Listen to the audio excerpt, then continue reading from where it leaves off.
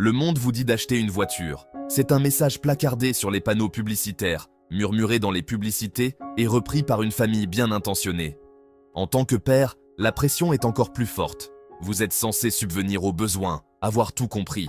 Mais que se passe-t-il si vous n'avez pas les moyens de vous payer une voiture? Que se passe-t-il si les mensualités vous donnent l'impression d'avoir une pierre au cou, vous éloignant de vos rêves? Le doute s'installe. N'êtes-vous pas assez bien?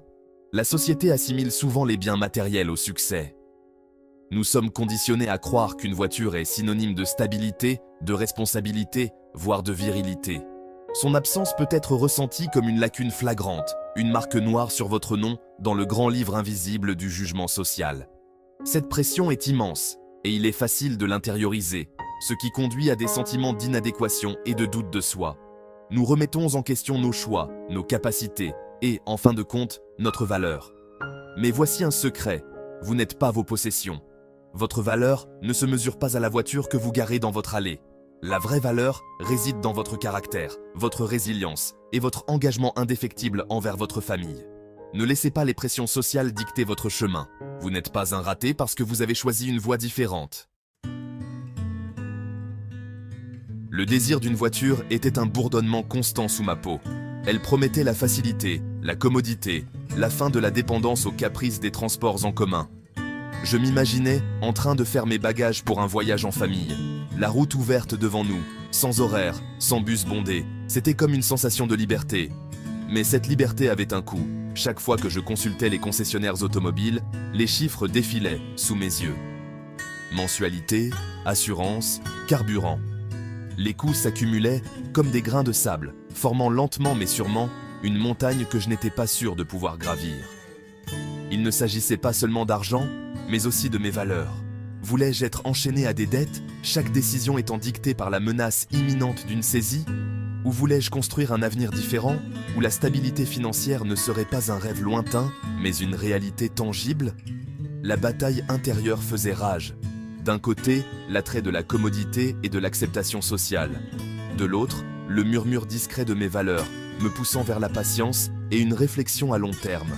Le choix était difficile, mais au fond de moi, je savais que la voiture, aussi tentante soit-elle, était un détour sur le chemin que je devais suivre. Nous vivons dans un monde de gratification instantanée. Amazon livre du jour au lendemain, la restauration rapide promet la satisfaction en quelques minutes et les médias sociaux offrent une validation instantanée en un seul clic.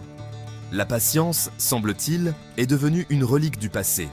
Mais le véritable épanouissement, le bonheur durable, cela prend du temps. Choisir de renoncer à une voiture n'était pas seulement une question d'argent, c'était aussi une façon de retrouver cet art perdu de la patience. Il s'agissait d'apprendre à mes enfants que les bonnes choses arrivent à ceux qui savent attendre, qui planifient, qui résistent à l'envie de courir après des plaisirs éphémères. Il s'agissait de démontrer que les voyages les plus gratifiants sont souvent ceux que l'on construit lentement, brique par brique, avec sueur et sacrifice. Cela n'a pas toujours été facile. Il y a eu des jours où la pluie nous a trempés jusqu'aux os à attendre le bus, des jours où j'ai aspiré à la facilité d'une voiture, des jours où le poids des attentes de la société m'a semblé écrasant. Mais dans ces moments-là, je me suis rappelé que je jouais le jeu de la patience. J'investissais dans un avenir où la liberté financière ne serait pas un luxe, mais un droit de naissance que j'étais déterminé à transmettre à mes enfants.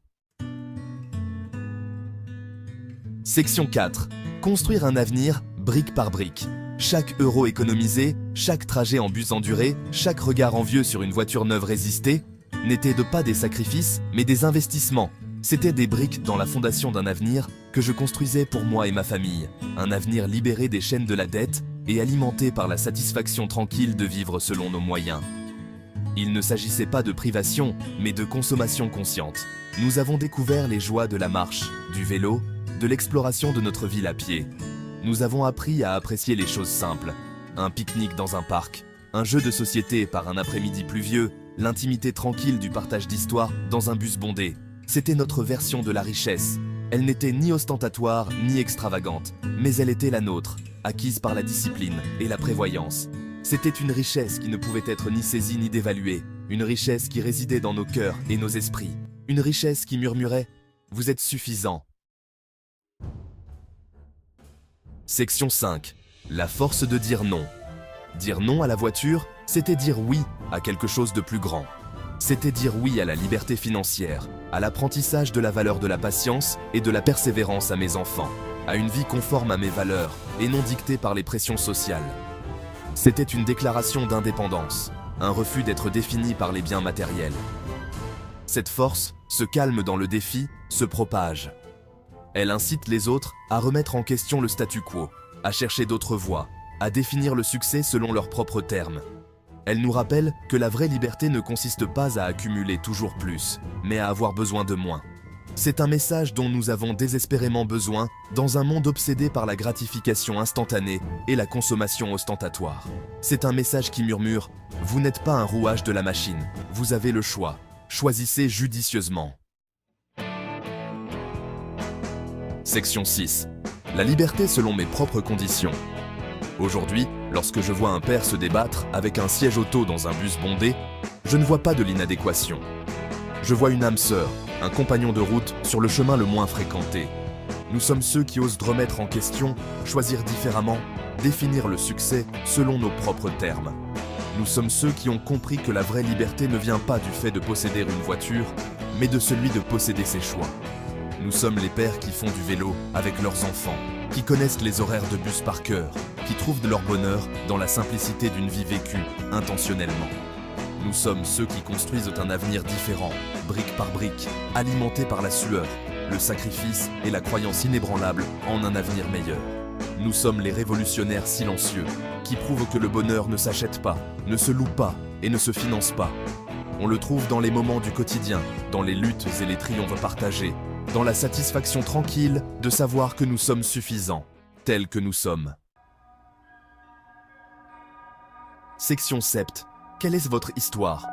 Alors, à tous les pères, qu'ils aient une voiture ou non, je dis ceci, vous êtes suffisants. Votre valeur ne se mesure pas à la taille de votre maison ou à la marque de votre voiture. Elle se mesure à l'amour que vous donnez, au sacrifice que vous faites et aux valeurs que vous incarnez.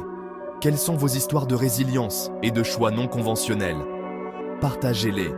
Faites entendre votre voix. Incitez les autres à adopter une autre définition du succès.